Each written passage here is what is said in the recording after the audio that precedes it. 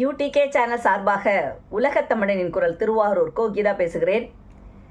இன்னைக்கு ஒரு ரியல் கதையும் ரீல் கதையும் பார்க்க போகிறோம். என்னோட 3rd ஸ்டாண்டர்ட் கிளாஸ்மேட்டு, பேரை கொஞ்சம் மாற்றி சொல்கிறேன், கிருஷ்ணா அப்படின்னு.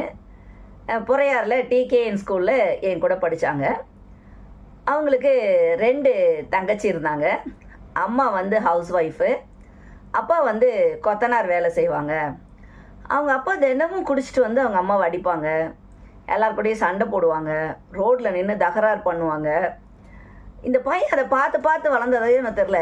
யாரை பார்த்தாலும் அவனுக்கு நிறைய கோபம் வரும். ஏதாவது சின்னதாக ஒரு தப்பாக சொன்னால் கூட உடனே அடிக்க ஆரம்பிச்சிடுவான். சில நேரங்களில் தப்பே செய்யாமல் ஜாலியாக யாராவது ஒருத்தவங்க பேசுனதை கூட அவனுக்கு வந்து மனசுக்குள்ளே என்ன வன்மம் இருக்குன்னு தெரியாது, அடி தடி. எங்கே போனாலும் சரி, தினமும் அவங்க வீட்டுக்கு ஒரு ஆள் அனுப்பி, ஸ்கூலுக்கு பக்கத்தில் தான் வீடு இருந்துச்சு அவங்க வீடு, கூட்டிகிட்டு வர சொல்லி கேட்பாங்க. எங்கள் 5வது சார் வந்து ஒரு பரம்பு வச்சு அடின்னு அடிப்பார். அடிக்கும் போது அழுவான், இனிமேல் செய்ய மாட்டேன் சார் செய்ய மாட்டேன் சார்னு கத்துவான். ஆனால் மறுநாள் திரும்பவும் அதே மாதிரி யாரையாவது ஒருத்தவங்கள அடிச்சுட்டு வந்துடுவான், இல்லை திட்டிட்டு வந்துடுவான், இல்லை கல் எடுத்து அடிச்சுட்டு வந்துடுவான், இல்லை மண்ணாளி கொட்டிட்டு வந்துடுவான். ஏதாவது ஒன்று செஞ்சுக்கிட்டே இருப்பான். அவனை என்ன செய்யறதுனே எல்லாருக்கும் தெரியல. அவங்க வீட்டில் நீங்கள் இந்த பையனை கூட்டிகிட்டு போயிடுங்கன்னு சொன்னாலும் அவங்க அம்மா வந்து அழுவாங்க. இல்லை, என் வீட்டுக்காரும் சரியா இல்லை, ஒரே ஒரு பையன்தான் இருக்கான், 2 பொண்ணுங்க இருக்காங்க, இவன் படித்தாதான் சார் அவன் வந்து வாழ்க்கையில் முன்னேறணும் அப்படின்னு சொல்லுவாங்க.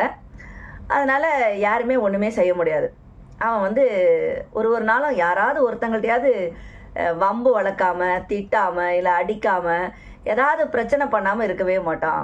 அவனுக்கு அப்போ தான் திருப்தியாக இருக்கும். அவன் 3rd ஸ்டாண்டர்டு முடிக்கிற நேரம். அப்போது அதுக்கப்புறம் எக்ஸாமுக்கு ஒரு மாதம் இருக்கும். அதுக்கப்புறம் அவன் ஸ்கூலுக்கு வரவே இல்லை. அவங்க வீட்டு வழியாக தான் நாங்கள் போவோம். அந்த வீட்டிலையே யாருமே இல்லை. என்னன்னே, ஏன்னா நான் சின்ன பிள்ளைங்கிறதால என்னன்னு கேட்க முடியல. அப்புறம் என்னன்னு பார்த்தா அவங்க வீட்டுக்கும் பக்கத்து வீட்டுக்கும் ஏதோ தகராறு. அதாவது இந்த அங்கெல்லாம் வந்து செவர்லாம் கிராமம் தானே இது, அதில் செவர்லாம் அடைக்கிறது ரொம்ப கம்மியாக இருப்பாங்க. வேலி வச்சுருப்பாங்க, அதாவது மரத்தை நட்டு அது மேலே முள் வச்சு அடைச்சிருப்பாங்க.